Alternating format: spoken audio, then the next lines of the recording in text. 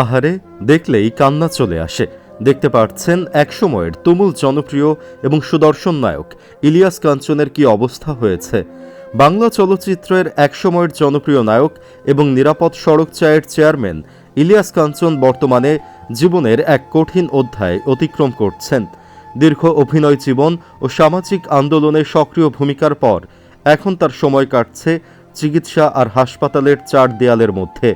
Brain ক্যান্সারে আক্রান্ত ইলিয়াস কাঞ্চন গত বছর থেকে যুক্তরাজ্যের লন্ডনে চিকিৎসা নিচ্ছেন।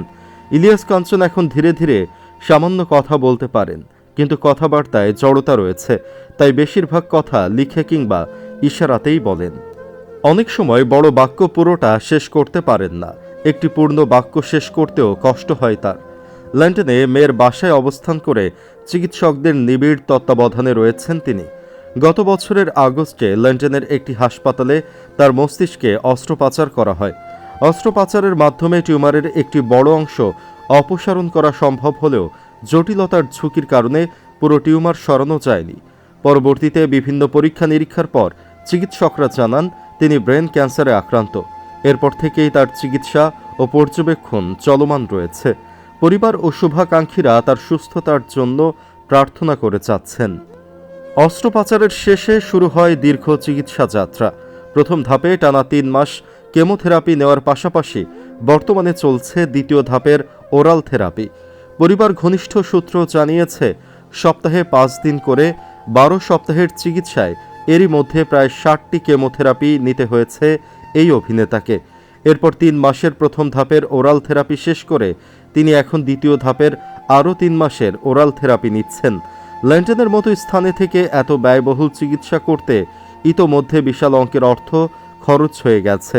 লন্ডনে সাধারণত একটি কেমোর জন্য খরচ হয় 2 থেকে 7,000 ইউরো। সেই অর্থে ইতোমধ্যে ইলিয়াস কাঞ্চন প্রায় 5 কোটি টাকা চিকিৎসার জন্য খরচ করে ফেলেছেন। সামনে আরও অনেক অর্থের প্রয়োজন। ভবিষ্যতে কিভাবে এত বিশাল অর্থের জোগান হবে তা জানে না ইলিয়াস কাঞ্চনের পরিবার। তবে সবচেয়ে আসল কথা হচ্ছে, এত দীর্ঘ চিকিৎসার পরও ইলিয়াস কাঞ্চনের শারীরিক অবস্থার আশানুরূপ উন্নতি হয়নি বলে জানিয়েছেন কাঞ্চনের মেয়ে। সম্প্রতি তিনি বলেন, বাবার অবস্থা মোটামুটি আগের মতো খারাপ অবস্থাতেই রয়েছে, উন্নতিও নেই। বর্তমানে যে থেরাপি চলছে তা আগামী 30 জুলাই শেষ হয়েছে। এরপর চিকিৎসকেরা তার শারীরিক অবস্থা কি তা নতুন করে জানাবেন এবং পরবর্তী করণীয় কি তা জানাবেন। চিকিৎসকের বরাতে মেয়ে আরও জানালেন, অস্ত্রোপচারের পর ক্যান্সার যে স্থানে ছিল এখনও সেখানেই রয়েছে, যদিও তার শরীরের অন্য কোথাও ছড়িয়ে পড়েনি। এটিকে ইতিবাচক দিক হিসেবে দেখছেন চিকিৎসকেরা। তাদের আশা, দ্বিতীয় ধাপের ওরাল থেরাপি শেষ হলে শারীরিক অবস্থার কিছু উন্নতি দেখা যেতে পারে। তবে প্রতিদিনের বাস্তবতা সহজ নয়। মেয়ে জানান, বাবা এখন ধীরে ধীরে কথা বলতে পারেন, কিন্তু কথাবার্তায় জড়তা রয়েছে। খাবার দাবার মোটামুটি স্বাভাবিক থাকলেও নিয়মিত সময় মতো খাওয়ার অভ্যাসটিও আগের মতো নেই। একসময় চলচ্চিত্রের শুটিং, সামাজিক কর্মসূচি আর নিরাপদ সড়ক আন্দোলন নিয়ে যার দিনরাত কেটে যেত, সেই মানুষটির এখন সময় কাটছে হাসপাতালের ফলো আপ আর মেয়ের লন্ডনের বাড়ির 4 দেয়ালের মধ্যে। স্বভাবতই এই পরিবর্তন তাকে অস্থির করে তোলে। তবু পরিবারের ভালোবাসাই হয়ে উঠেছে তার সবচেয়ে বড় শক্তি। মেয়ে, জামাতা এবং নাতি নাতনিদের সঙ্গেই কাটছে তার বেশিরভাগ সময়। কখনো তাদের সঙ্গে বাইরে ঘুরতে যাওয়া, কখনো পারিবারিক আড্ডা। এই ছোট্ট ছোট্ট মুহূর্তই কিছুটা স্বস্তি এনে দিচ্ছে তার দীর্ঘ চিকিৎসা জীবনে।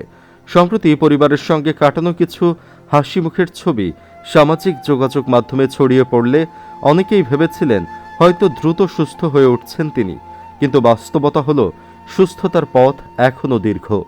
একসময় চলচ্চিত্রের শুটিং, সামাজিক কর্মসূচি আর নিরাপদ সড়ক আন্দোলন নিয়ে যার দিন রাত কেটে যেত, সেই মানুষটির সময় এখন কাটছে হাসপাতালের ফলো আপে। বাংলা চলচ্চিত্রের এই জনপ্রিয় অভিনেতার দ্রুত সুস্থতা কামনা করে ভক্ত শুভাকাঙ্ক্ষীরা নিয়মিত প্রার্থনা করছেন। তাদের প্রত্যাশা, চিকিৎসা সফলভাবে সম্পন্ন করে খুব শিগগিরই তিনি সুস্থ হয়ে স্বাভাবিক জীবনে ফিরে আসবেন। শুধু নায়ক নন, ইলিয়াস কাঞ্চন প্রযোজক হিসেবেও সফল। অভিনয়ের পাশাপাশি দীর্ঘদিন ধরে সামাজিক আন্দোলনের সঙ্গে জড়িত ইলিয়াস কাঞ্চন। নিরাপদ সড়ক চাই আন্দোলনের প্রতিষ্ঠাতা চেয়ারম্যান তিনি। কাজের স্বীকৃতিস্বরূপ একাধিকবার জাতীয় চলচ্চিত্র পুরস্কার পেয়েছেন ইলিয়াস কাঞ্চন। আর সমাজসেবায় অবদানের জন্য বাংলাদেশ সরকার 2017 সালে তাকে 21 পদকে ভূষিত করে। আসুন আমরা ইলিয়াস কাঞ্চনের জন্য প্রার্থনা করি, আল্লাহ যেন তাকে সুস্থতা দান করেন। আমিন। আপনিও কমেন্ট বক্সে আমিন লিখতে পারেন। ভিডিও ভালো লাগলে লাইক দিন এবং চ্যানেলটি সাবস্ক্রাইব করুন।